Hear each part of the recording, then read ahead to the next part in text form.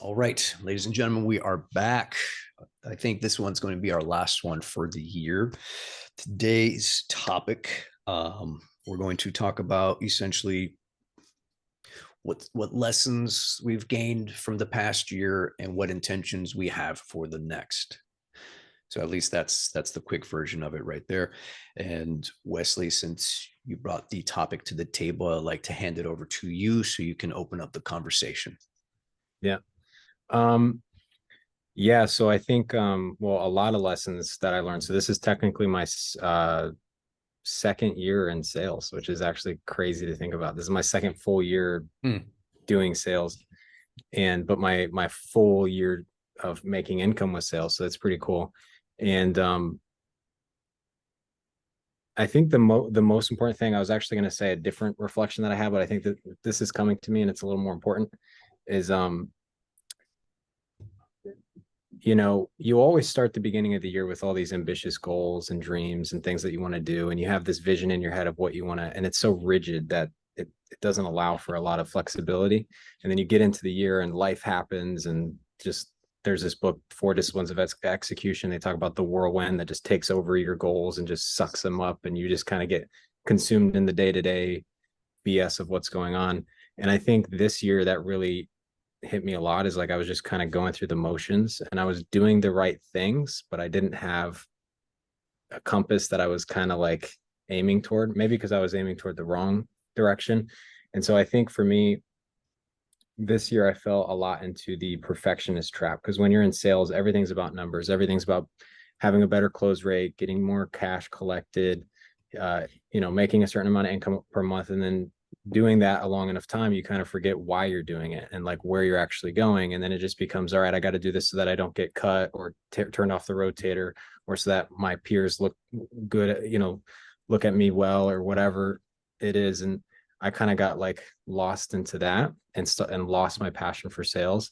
And so I think the reason why I disconnected from my goals this year was really just because of my framing around taking action. I used to think that like this is a big lesson that I learned this year. Like, you have to have a perfect plan. You have to execute on a perfect plan and have the right plan. And you have to do a lot of thinking and planning before you do it so that you know exactly what you're stepping into and all this stuff.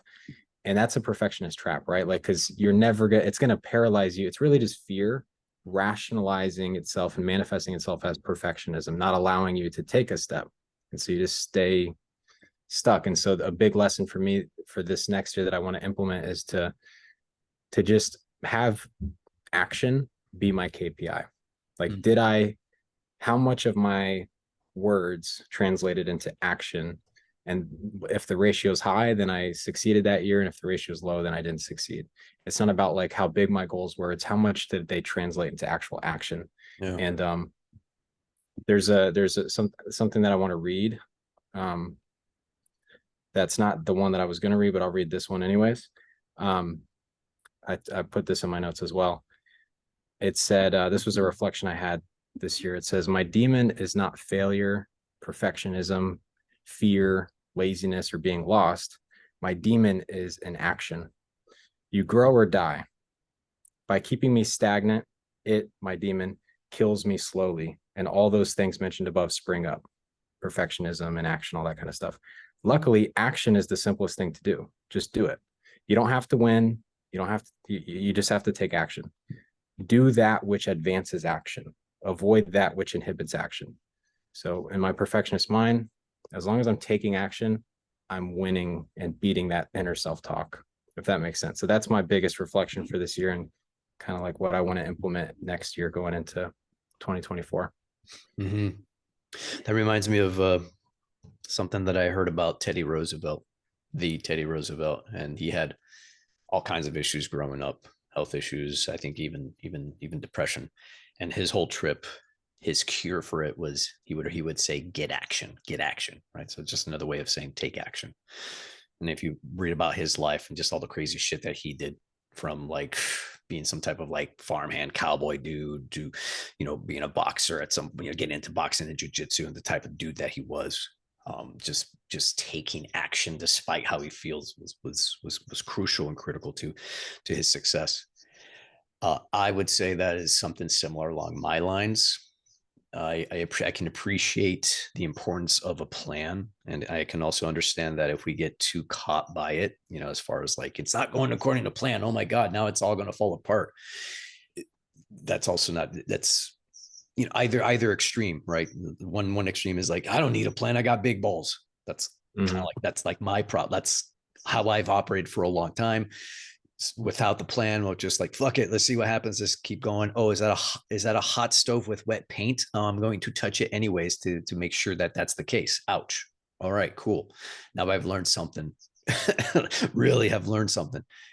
Okay, and then the other end is that, you know, I gotta have the plan, and if I don't, it's like, all right. So of course, where's the happy medium? Let's get to that place where, yes, let's be guided by something, and at the same time have the flexibility to move around certain things if whatever happens, right? It's this idea of rugged flexibility that I've been reading up on by this dude named Brad Stulberg. If you guys don't know who he is, look him up. He's got some really cool books, and he's got this very just cool approach towards life in general, where it's not about, you know, the hardcore, where it's like um, sustainable practices, right? Mhm.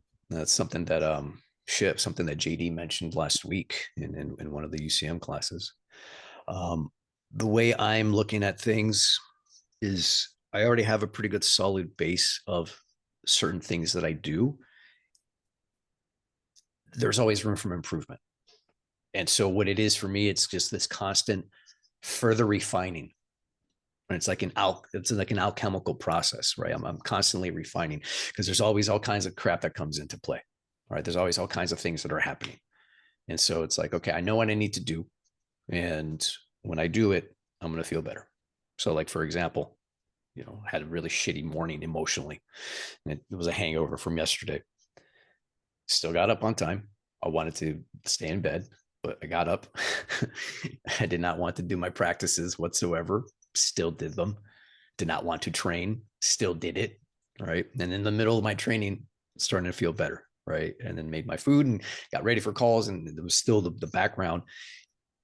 But it's the constant reminder that it's like, okay, it's there, but I'm still going to show up and do what I got to do. And so I Right. take myself through that process of refining myself every day. And that's what I want to take into the new year, is essentially that same discipline. So what's the plan? Well, the plan is, you know, just get more organized. And what did I do? Well, let's show you guys, because I'm really proud of it. Boom, dry erase board. Boom, look at that little calendar, 90-day outlook. Oh yeah, that is bitching. All right. So now my little zone, right? I can just go right there, write shit, put it up there, because I like having visuals. I like having a home base. Right? I like this kind of shit. And so Yeah. that's what I want to take into the new year, where I'm like, okay, you know, further refining of things, but also Right. having that flexibility too, that I'm not so attached to the outcome, that I'm not so attached to the plan, that I'm not so attached to, oh my God, it should have gone that way. It's like, no, okay, we'll see how it goes. Mm. You know, here's the idea. There's the goal. All right. We'll work it out. Yeah. It's funny that you and I have like similar takeaways of the year, but just different ways of approaching it. Like you're like, okay, don't let your expectations kind of deter you, and kind of be a little bit more flexible on how you approach your day-to-day life. Is that kind of what the gist of what you're saying? Yeah. Cause I mean, A think little about bit it. of it. Yeah, dude. Cause think about it. Like this morning, I could have easily succumbed to Your the voices, emotions. to essentially to the voices in my head, Hmm. right? And to the feelings and emotions in my body. I could have just said fuck it and just laid in bed till like I had to get up, absolutely had to get up, and then Yeah. get on cause. But look, Yeah. it's like this look how I am right there. It's just like, no, that's just not a way to be. Yeah. And a little caveat to what you just said there, because I think a lot of people, I'm actually going to ask you this. When you had that feeling in bed today, what did you know? Hey, I believe that the right thing to do is to get up and to do my daily rituals, whatever. Or did your mind play tricks on you to where you said, you know what? I don't have to do this. I don't whatever, and you fought against that demon anyways. Yeah, dude, all the Which time. one was it? It's both. It's Okay, both. so it's both at different times, right? So like Both. I think one it's easy to like when you know the right thing to do and you can just David Goggins your way into doing it. That's one thing. It's really hard when you believe that it doesn't matter. Like when you get into this nihilism mode where like, oh, I don't feel like, whatever, like you just said, and then and because I fall into this trap a lot, and then you justify not taking action when you don't have a clear why, or the why is confusing, or your brain's playing tricks on you and making it seem like there is no why and whatever. So it's almost an act of, well, there's two words that are coming to mind. It's almost an act of bravery and courage, like courage to step out into this storm in spite of not knowing what is on the other side of that fear. So there is an element of courage to getting up out of bed. Like today, you had an element of courage because you didn't really believe what you even were doing, but you did it anyways, which takes balls a little bit. So there's that. But then there's also an element of commitment to yourself. Mm-hmm. So that self-talk and self-respect is there because even though you don't believe it, it's almost like honoring the person that you want to be, and you told yourself that you were going to do these things, and even though you don't believe it, you're devoted to those principles, even if you don't agree with them, believe in them, align with them in this moment. And I think that's really important to think about, because I think even in relationships they talk about that, like you don't always have to see eye to eye, but love is a decision. So like I'm like choosing to sacrifice my ego for what they want, and it's almost like that for yourself. Like we're deciding to show up for ourselves, even if we don't even agree with that action, we're still taking that action.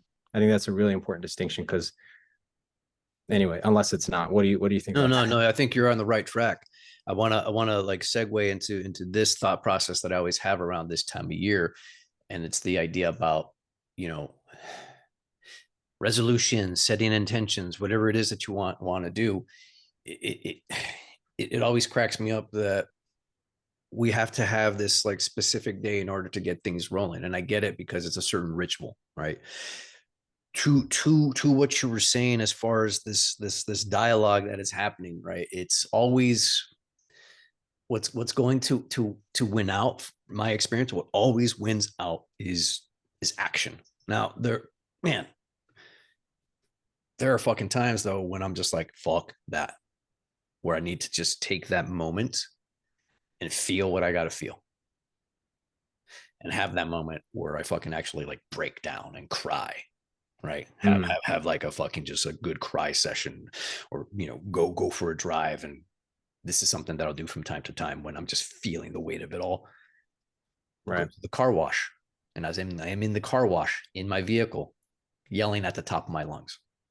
All right, because it's a safe place.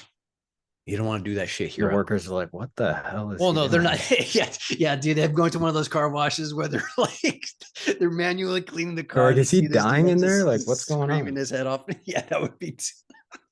I That just would see the be. visual. They're like, oh my gosh, his windows were open or something. Yeah, right. That would be hilarious. But when I'm saying to this is that it's not like I don't know what Goggins is day in day out, right? I don't know what his life is on a personal level. All we know is what we see from what he puts out, right? We reference him and people like Jocko and people that we admire quite often when you and I are having conversations, and for good reason. There's something that Wes Watson says, and he says, become the man that you admire so you can give that man as a gift to the world. Become the man that you admire so you can give that gift of who you become to the world. That I might be butchering it a little bit, but I think that's extremely significant, because we have this idealized version of ourselves, of who we want to be, of how we want to be, of who we want to become.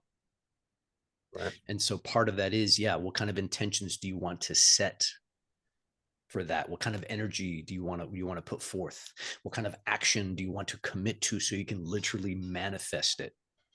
Right. And when I say manifest, I'm not talking about I'm just going to sit here and do my affirmations and I'm like, I'm courageous, I am brave, I am kind, I am this. It's like, that's cool, but I need to take fucking actions behind it in order to exemplify those values, in order to exemplify those things that I want to affirm in my life. That's the only way that that shit works. Yeah. When people are like, just do this money manifestation, it's like, okay, but if you're not fucking working, Yeah, Short then of you don't believe it. And then right, in short of robbing a bank, like I can teach you how to manifest money like that. Like, I got a gun, let's go to the bank. We'll get money like that, but there's going to be a cost, right? And so there's always some type of cost that's involved. And so it's going back to the successful ones, the ones that we know about only so much on face value from what they put out, and what's going on behind the shadows, what's going on behind the scenes, what's going on when the camera's off, what's going on when you close that door. And so this right. is kind of like that idea where, what is the measure of success? What is it? Hmm. What does it mean? We have these conversations where we talk about all these fucking topics, success, value, this, that. But what does that shit mean? Yeah. Yeah. I think, kind of to go off of what you just said. So like, we're both basically talking about how do we get ourselves in a position to take action consistently. That's kind of like the theme of what we're saying. Sure. And we're saying different words to get to that point. But I think the seasoning on top of all that, and I did tell you this before we recorded, is my other takeaway, which is to give myself, and maybe this is a message for other people too that haven't really hit the mark that they wanted to this year and they're looking to make adjustments for next year, is just to give yourself a little bit of grace, right? We're humans, we're people, we are imperfect. And the goal isn't to be perfect. The goal is to improve. And the goal is to take action, to be the type of person. So if you wake up in the morning, like, I always tell my friends this, like, I like to view people not as like where they are in terms of like the status ranking, but like the ratio, like the level of change the level of transformation that they made in their life. So like, to me, a homeless drug addict that gets a job and stops doing heroin or whatever, let's just say, as like an extreme example, the rate of transformation that he had to do to go from that just to getting a job and stopping doing heroin is way, way more than if I were to just wake up and do my morning affirmations. 100%. Right. 100%. But I'm like, but yeah, look at me, like I'm in a way better position and whatever. People kind of like rate it like that, but it's like, yeah, but he's actually transformed even more. So like, that's what I want to tell myself too, is like, stop judging, stop rating myself from other people, because we all have different vantage points and goals and stories and whatever. And none of us know even what, like you just said, what even what is success? What are we measuring ourselves off of anyways, right?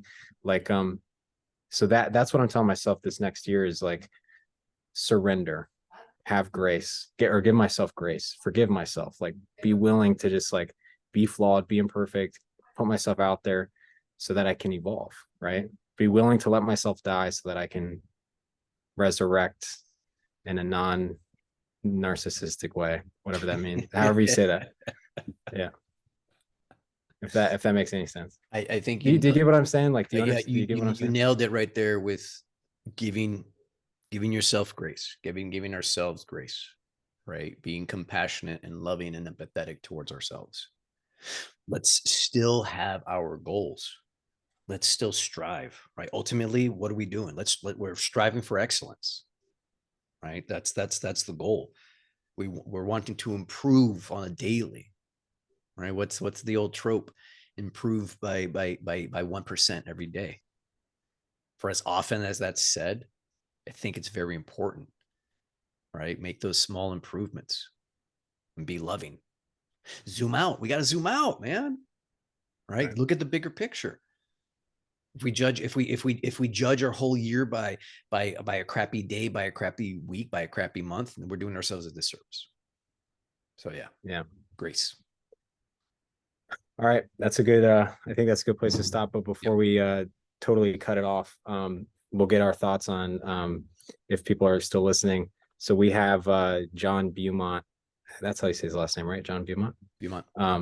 He's one of the mindset coaches in UCM. He's going to be probably one of our first podcasts that we do in the new year. So we're going to talk about visualization, goal setting, things like that, unless you have a better angle that we should talk about with John. We're going to talk about branding with Charlie and things like that, personal development. We'll have a bunch of friends on. And yeah, this year, I think Marco and I are going to be through this podcast, through our friendship and everything, just documenting in real time our transformation. And I think by the end of next year, we're going to be totally unrecognizable. That's what I predict, not because I'm setting that expectation, but because my belief in myself and the actions I'm going to take are going to reflect that. For sure, buddy. I mean, by the end of next year, you're going to be bald and I'm going to have a beard. So we'll just leave it at that. Oh my God. All right. Sounds like a plan. All right. See you next year. See ya.